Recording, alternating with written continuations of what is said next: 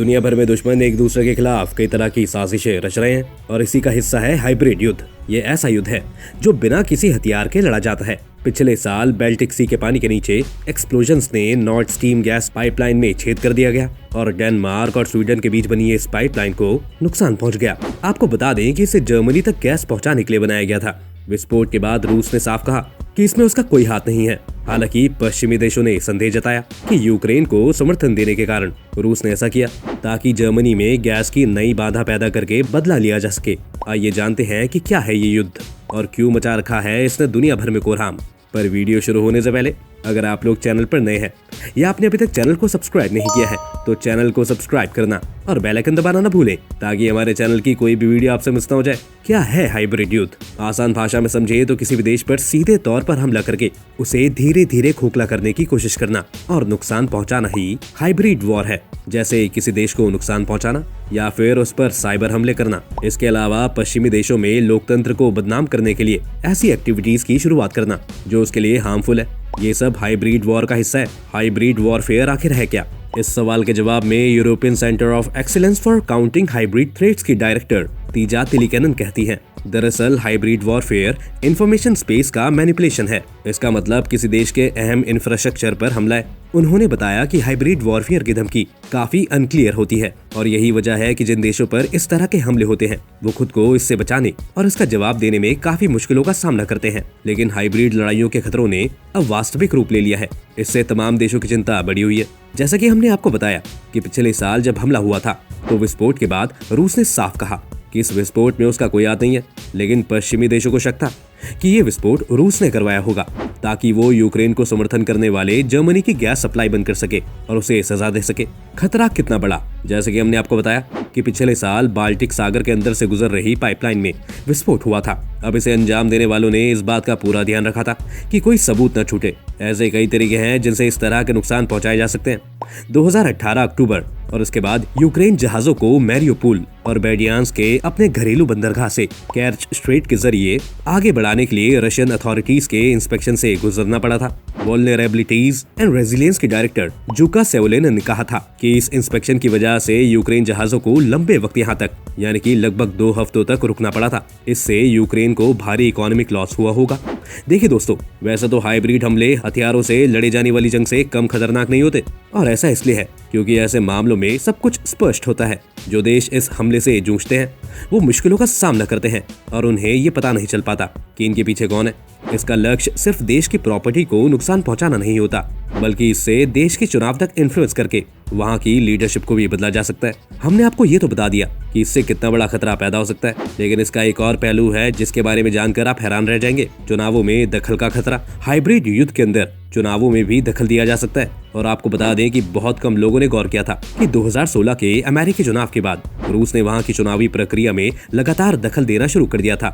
Russian campaign में Hillary Clinton को अमेरिकी राष्ट्रपति बनने से रोकने के लिए डोनाल्ड ट्रंप के सपोर्ट में इस तरह का कैंपेन चलाया था। हालांकि रूस इससे आज तक इनकार करता है। कहा जाता है कि इसने पुतिन सरकार समर्थित साइबर एक्टिविटीज के कंट्रोल वाले अकाउंट्स के जरिए ऑनलाइन बॉट्स यानी कि रोबोट्स का इस्तेमाल कर खूब प्रोपेगेंडा किया था। इतना ही नहीं, ये भी कहा जाता है कि इसके लिए सेंट पीटर्सबर्ग में ट्रोल फैक्ट्रियां रात दिन काम कर रही थी। आपको बता दें कि हाइब्रिड युद्ध का एक और अहम तरीका है दुष्प्रचार करना या प्रोपेगेंडा चलाना। इसके तहत आबादी के लिए सेक्शन को रास आने वाला ऑल्टरनेटिव और फॉल्स नैरेटिव का प्रचार किया जाता है। यूक्रेन पर रूस के हमले के बाद ये फिनोमेनन और तेज हो गया है। ये न सिर्फ रूस बल्कि पश्चिमी दुनिया के कुछ देश रूस के इस तर्क को सही मानने लगे हैं कि यूक्रेन पर उसका हमला आत्मरक्षा में की गई कार्रवाई है। नाटो और यूरोपियन यूनियन ने हाइब्रिड युद्ध के खतरे को पहचानने और उन्हें इनसे बचने में मदद करने के लिए फिनलैंड में हाइब्रिड COE बनाया। इस लिहाज से फिनलैंड का चयन दिलचस्प है। फिनलैंड 1940 में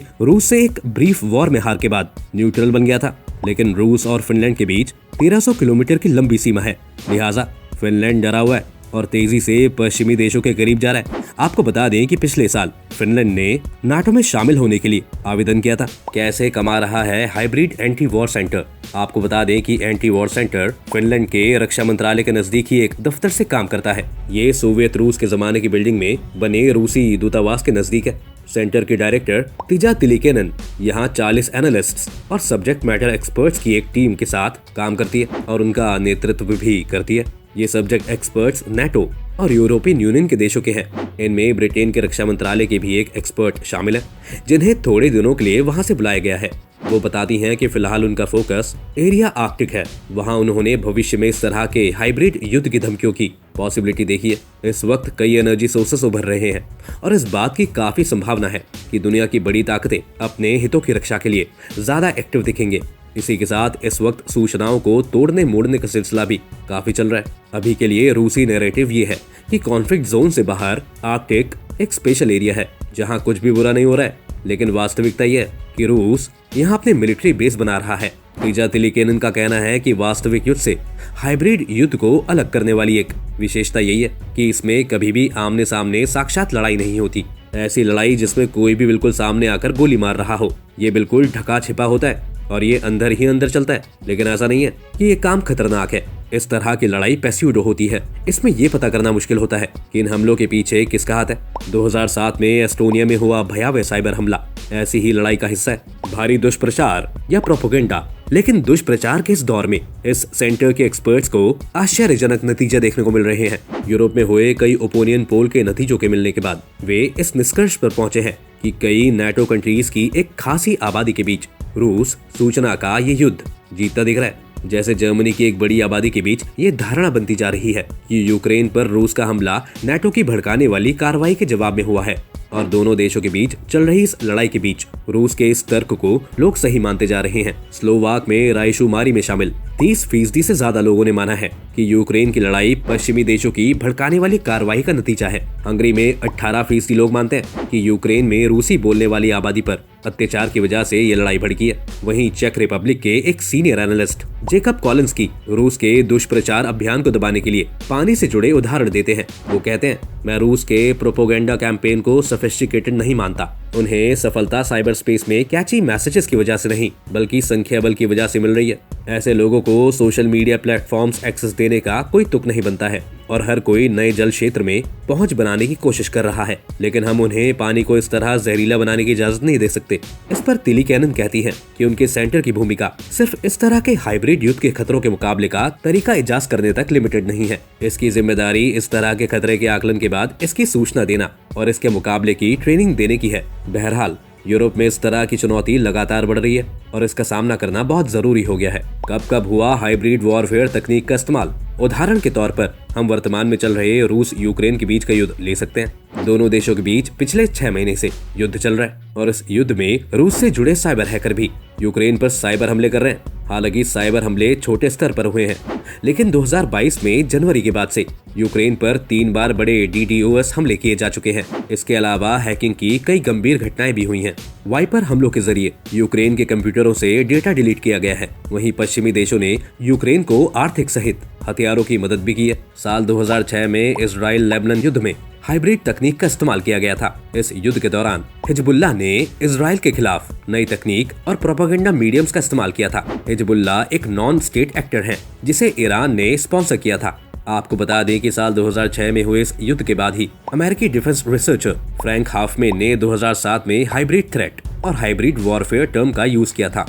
वहीं साल 2014 में रूस ने यूक्रेन के खिलाफ क्रीमिया रीजन के एक्विजिशन के लिए भी हाइब्रिड वॉरफेयर तकनीक का इस्तेमाल किया था। इसमें propaganda, economic manipulation, internal rebellion और डिप्लोमेटिक प्रेशर जैसी एक्टिविटीज शामिल थी। वहीं इसी साल यानी 2014 में ईरान में ये वॉर टेक्निक देखने को मिली थी।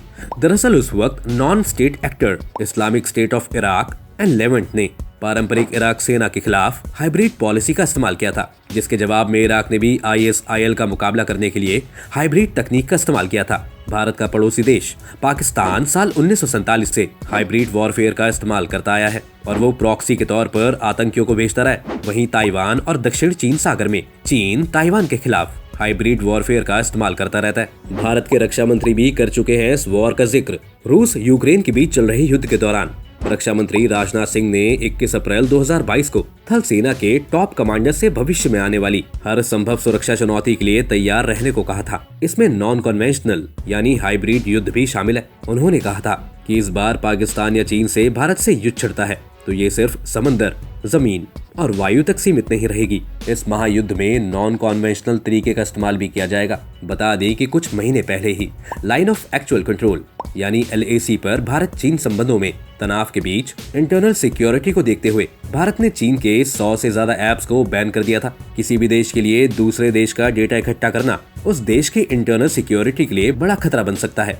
और यह संपूर्ण विश्व को हाइब्रिड वॉरफेयर की ओर ले जा सकता है। हाइब्रिड वॉर का भारत पर क्या असर होगा? सबसे पहले हाइब्रिड युद्ध से भारत में डोमेस्टिक इंस्टेबिलिटी में उल्लेखनीय वृद्धि हो सकती है। आबादी को पोलराइज करने और अविश्वास बनाने के उद्देश्य से साइबर हमले और दुष्प्रचार अभियान मौजूदा सोशल और पॉलिटिकल डिविजन्स को बढ़ा सकते हैं। इससे वायलेंस और इंस्टेबिलिटी में वृद्धि हो सकती है, जिससे सरकार के लिए प्रभावी ढंग से शासन करना काफी ज्यादा मुश्किल हो जाता है। वहीं हाइब्रिड युद्ध से भारत को भारी इकोनॉमिक लॉस हो सकता है। पावर ग्रिड या फाइनेंशियल सिस्टम जैसे क्रिटिकल इंफ्रास्ट्रक्चर को लक्षित करने वाले इकोनॉमिक सैंक्शंस या साइबर हमले देश की अर्थव्यवस्था को बाधित कर सकते हैं और ये इसकी लॉन्ग टर्म ग्रोथ प्रोस्पेक्टस को नुकसान पहुंचा सकते हैं। इससे निवेशकों का विश्वास कम हो सकता है और विदेशी निवेशक कम हो सकता है, जिससे देश की आर्थिक वृद्धि और रोजगार सृजन को नुकसान हो सकता है। तीसरा, हाइब्रिड युद्ध सीमा पार कॉन्फ्लिक्ट के जोखिम को बढ़ा सकता है। भारत के पड़ोसी देश जैसे कि चीन